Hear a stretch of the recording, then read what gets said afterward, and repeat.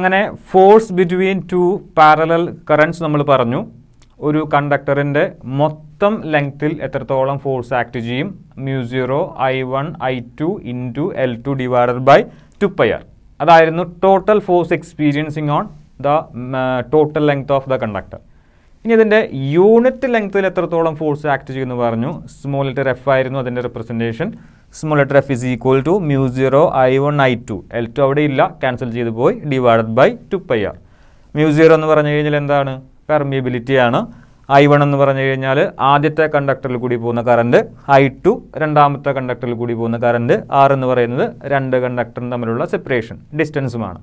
രണ്ട് കറൻറ്റും same direction ആണെങ്കിൽ force attractive ആയിരിക്കും, ഓപ്പോസിറ്റ് ഡയറക്ഷൻ ആണെങ്കിൽ റിപ്പൾസീവ് ആയിരിക്കും. ഇതൊക്കെ നമ്മൾ പറഞ്ഞ് അവസാനിപ്പിച്ചതാണ്.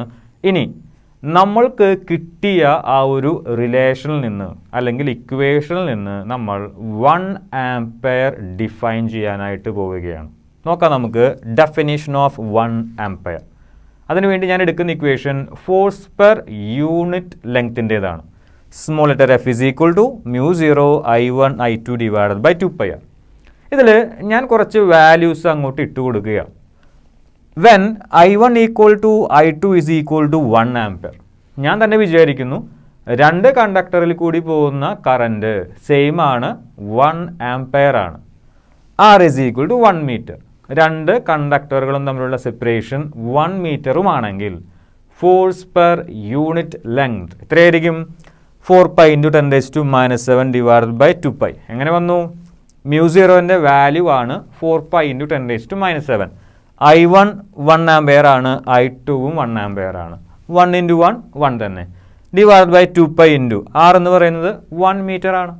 അങ്ങനെയെങ്കിൽ I1നും I2നും Rനും ഒക്കെ നമ്മൾ 1 കൊടുത്തു കഴിഞ്ഞാൽ ബാക്കി വരുന്ന ഇക്വേഷൻ ഇങ്ങനെയായിരിക്കും. F is equal to μ0 by 2π.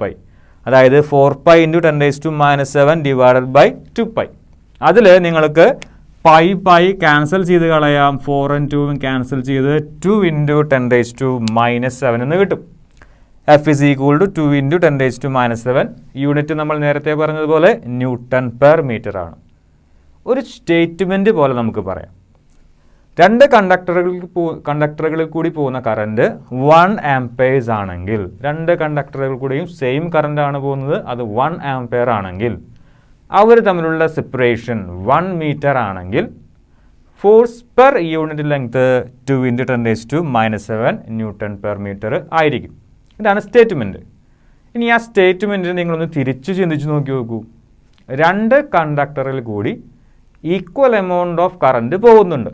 ഞാൻ എത്രയാണെന്ന് പറയുന്നില്ല. രണ്ട് കണ്ടക്ടറുകളിൽ കൂടി സെയിം എമൗണ്ട് ഓഫ് കറണ്ട്, ഒരു കോൺസ്റ്റൻറ്റ് കറണ്ട്, രണ്ട് കറണ്ട് ഉണ്ട്, I1 I2 ഉണ്ട്. രണ്ട് കണ്ടക്ടറിൽ കൂടി ഒരു കോൺസ്റ്റൻറ്റ് കറണ്ടാണ് പാസ് ചെയ്യുന്നത്.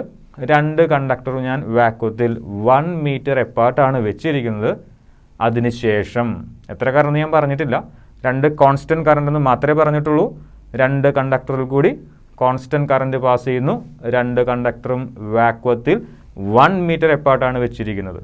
അതിനുശേഷം ഇവർ തമ്മിലുള്ള ഫോഴ്സ് 2 × 10⁻⁷ ന്യൂട്ടൺ പെർ മീറ്റർ ആണെങ്കിൽ ആ കണ്ടക്ടറിൽ കൂടി ഒഴുകിയ കറണ്ട് എത്രയായിരിക്കും? 1 ആംപെയർ ആയിരിക്കും. അത് തന്നെയാണ് 1 ആംപെയറിൻ്റെ ഡെഫിനിഷനും. നോക്കാം. 1 ampere is defined as that constant current, 1 ampere ആണെന്ന് പറഞ്ഞിട്ടില്ല, that constant current which is maintained in two straight parallel conductors of infinite length. വളരെയധികം നീളം കൂടിയ രണ്ട് കണ്ടക്ടറിൽ കൂടി നമ്മൾ മെയിൻറ്റെയിൻ ചെയ്യുന്ന കോൺസ്റ്റൻറ്റ് കറണ്ടാണ് 1 ആംപെയർ. പക്ഷേ ചെറിയൊരു പ്രത്യേകതയും കൂടി ഉണ്ട് അവിടെ. നോക്കുക, placed 1 metre apart in vacuum. വാക്വത്തിൽ 1 മീറ്റർ ഡിസ്റ്റൻസിലാണ് വെച്ചിരിക്കുന്നത്. Will produce a force of 2 × 10⁻⁷ newton per metre. രണ്ട് പാരലൽ സ്ട്രേറ്റ് കണ്ടക്ടറിൽ കൂടി കോൺസ്റ്റൻറ്റ് കറണ്ട് ഞാൻ മെയിൻറ്റെയിൻ ചെയ്യുന്നു. അവർ തമ്മിലുള്ള ഡിസ്റ്റൻസ് 1 മീറ്റർ ആണ്. അതിനുശേഷം അവിടെയുള്ള ആ രണ്ട് കണ്ടക്ടറുകളും 2 × 10⁻⁷ newton per metre force produce ചെയ്യുന്നുണ്ടെങ്കിൽ രണ്ട് കണ്ടക്ടറുകളിൽ കൂടിയും പോകുന്ന കറണ്ട് 1 ആംപെയർ വീതമായിരിക്കും.